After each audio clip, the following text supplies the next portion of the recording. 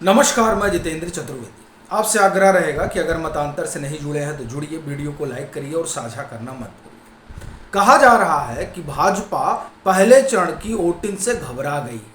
जिस तरह से मतदान प्रतिशत कम हुआ है, उसने भाजपा के 400 पार वाली जो महत्वाकांक्षी परियोजना है उस पर सवालिया निशान खड़ा कर दिया है।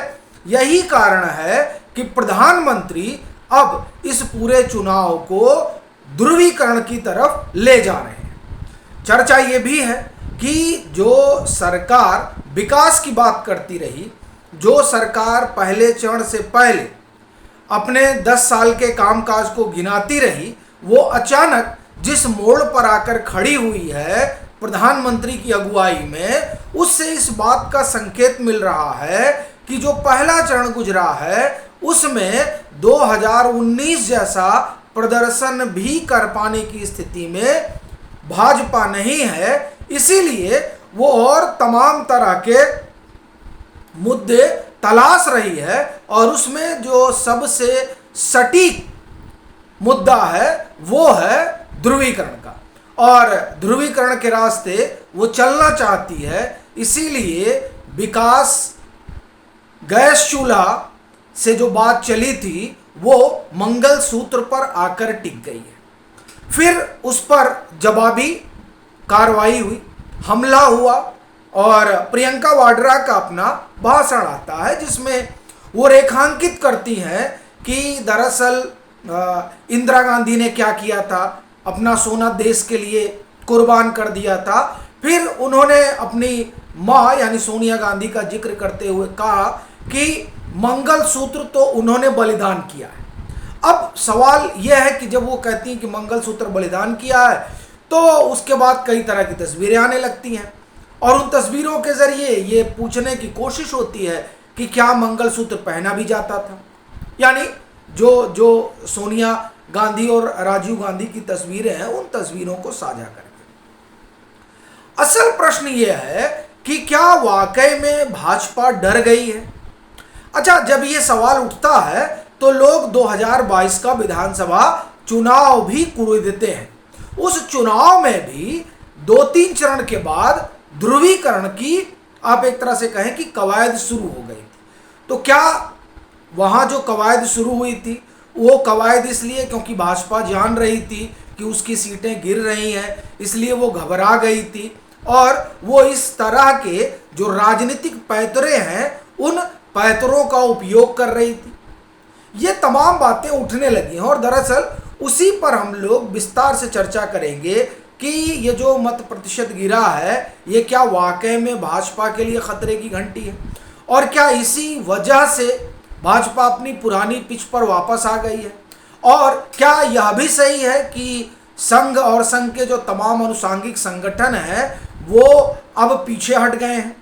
क्योंकि ये बात तो दबे ही स्वर में लेकिन सामने आ रही है कि जो आरएसएस और उसका अनुसांगिक संगठन है वो खामोश है। चाहे तमाम जो इनके अपने विंग है वहाँ से उस तरह की आवाज़ नहीं निकल रही।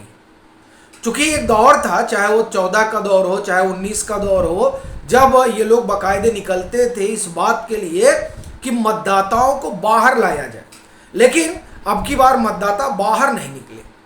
और देखिए ये सवाल तब और बड़ा हो जाता है जब सत्ताधारी दल 370 और 400 की बात कर रहा हो, तो वैसी स्थिति में वोटिंग परसेंटेज बढ़ना ज़रूरी है। क्योंकि जब तक वोटिंग परसेंटेज बढ़ेगा नहीं तब तक 370 का आंकड़ा पार कर पाना या वहाँ तक पहुँच पाना ही बड़ा मुश्किल है।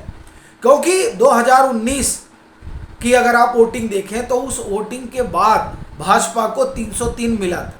तो यानी अगर भाजपा 370 सोच रही है तो स्वाभाविक है कि मत प्रतिशत 2019 की तुलना में अधिक होना चाहिए 370 या उससे ज़्यादा के लिए।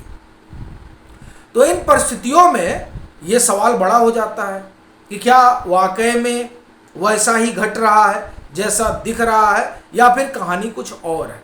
अब देखिए क्या हुआ क्या है कि दरअसल प्रधानमंत्री ने जो बात उठाई है उसके जरिए जिस चुनाव को ठंडा कहा जा रहा था उसमें एक मोमेंटम पैदा हुआ है। लेकिन फिर सवाल है कि क्या ये मोमेंटम सिर्फ मंचों तक ही रह गया है या इसकी गर्मी खेत खलिहान तक पहुंची है, लोगों में यह विमर्श का विषय बना है। इस पर तौलीन सिंह की एक एनालिसिस पीस है इंडियन एक्सप्रेस में, वो उसे बड़े करीने से उकेरती हैं और कहती हैं कि संविधान, लोकतंत्र, ये सब सिर्फ दिल्ली और मुंबई के जो प्रबुद्ध जन हैं, जो बौद्धिक जुगाली में ज़्यादा रुचि रखते हैं, उनमें तो ये विमर्श का विषय है, लेकिन गांव में इसकी कोई चर्चा नहीं है।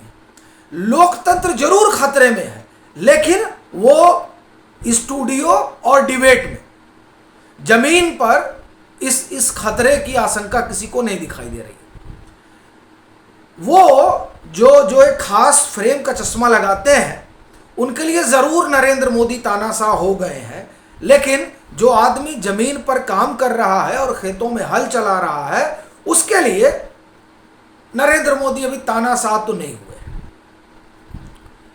तो बड़ी चीज यह है कि जो मत प्रतिशत गिरा है उस मत प्रतिशत का ठीक ठीक आकलन किया कैसे जाए। जाहिर सी बात है कि वो 4 जून के जो नतीजे हैं उसी में निकल कर सामने आएगा। लेकिन इतना तो जरूर है कि अगर 370 की बात हो रही है तो स्वाभाविक है कि मत प्रतिशत बढ़ना चाहिए। वैसे जिस तरह से कांग्रेस सेल्फ गोल कर रही है उससे ऐसा लगता है कि उसने भाजपा का काम बड़ा आसान कर दिया। ये क्यों कह रहा हूं? कांग्रेस का मैनिफेस्टो अपने आप में अद्भुत है, और वो इतना अद्भुत है कि जो प्रधानमंत्री कह रहे हैं उस पर स्वयं पित्रोदा जैसे लोग मुहर लगा दे रहे हैं।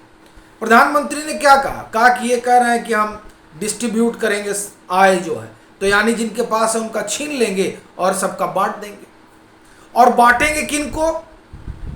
माइनॉरिटीज की बात कर रहे हैं पीएम। अब इस पिच पर कायदे से कांग्रेस को खेलना चाहिए, जो एक कोशिश प्रियंका वाड्रा ने की, लेकिन स्वयं पित्रोदा ने आकर पूरा जो आप एक तरह से कहें कि मैदान लूटने वाला मसला था वो तस्तरी में सजाकर भाजपा को दे दिया। अब वो अमेरिका का किस्सा बताने लगे कि वहाँ 40% दे दिया जाता है, 60% जो है लोगों में बांट दिया जाता है। यानी जो बात प्रधानमंत्री कह रहे थे उसी पर एक तरीके से स्वयं पित्रोदा ने मोहर लगा दी, यानी कांग्रेस आएगी तो आपका पैसा ले लेगी और उसको लोगों में बांट देगी। अच्छा, ये डर नया नहीं है, ये पुराना है। चूंकि राष्ट्रीयकरण इंदिरा जी ने ही किया था, तो जाहिर सी बात है कि ये जो तमाम चीजें हैं वो एक पब्लिक सेंटीमेंट तो पैदा करती ही है, और चुनाव जीतने के लिए सेंटीमेंट ही जरूरी होता है। बाकी तो जो गुड़ा भाग होता है वो तो कागजी होता है। मसलन क्या है कि कांग्रेस का अपना वोटर है, भाजपा का अपना वोटर है। वो वोटर कहीं नहीं जाता, वो 2 ही चीजें करता है, या तो निकलेगा नहीं, और अगर वो खुद निकलेगा तो लोगों को नहीं निकालेगा। तो अपने नहीं निकलेगा और लोगों को नहीं निकालेगा तो पार्टी के लिए संकट है। और ऐसा लग रहा है कि प्रधानमंत्री नरेंद्र मोदी ने जो कहा है उसके जरिए वो जो उनका अपना मतदाता है, अपना समर्थक वर्ग है, उन दोनों को आंदोलित कर रहे हैं और कह रहे हैं बाहर निकलो, निकलोगे तभी बात बनेगी। उससे ज्यादा कोई चीज इसमें है नहीं। लेकिन वो जो मोमेंटम प्रधानमंत्री बनाना चाह रहे थे वो दरअसल स्वयं पित्रोदा के बयान ने उसको पूरा कर दिया। और जो आरोप वो लगा रहे थे उस आरोप पर एक तरह से आप कहें कि स्वयं पित्रोदा ने मोहर लगा दी कि हाँ, हालांकि कांग्रेस कह रही है कि उनके निजी विचार हैं, पर सवाल यह है कि स्वयं पित्रोदा के विचार इस समय निजी नहीं हो सकते। वो कांग्रेस के आप ये कहें कि आला कमान का हिस्सा है। तो ये जो परिस्थिति बनी है उसने दरअसल भाजपा की राह बड़ी आसान कर दी है। और रही बात मत प्रतिशत की, तो मत प्रतिशत के कई तरह की चीजें बताई जा रही हैं, और मुझे लगता है कि उसे देखते हुए ही भाजपा का जो नेतृत्व वो टेम्पो तय कर रहा है ताकि आने वाले जो 6 चरण है उसमें ठीक ठाक मतदान हो सके और वो जो 370 की लकीर उन्होंने खींची है वहां तक पहुंच सके। बाकी आपकी अपनी क्या राय है ज़रूर साझा करें। मतांतर से नहीं जुड़े हैं तो जुड़े, वीडियो को लाइक करें और खूब शेयर करें।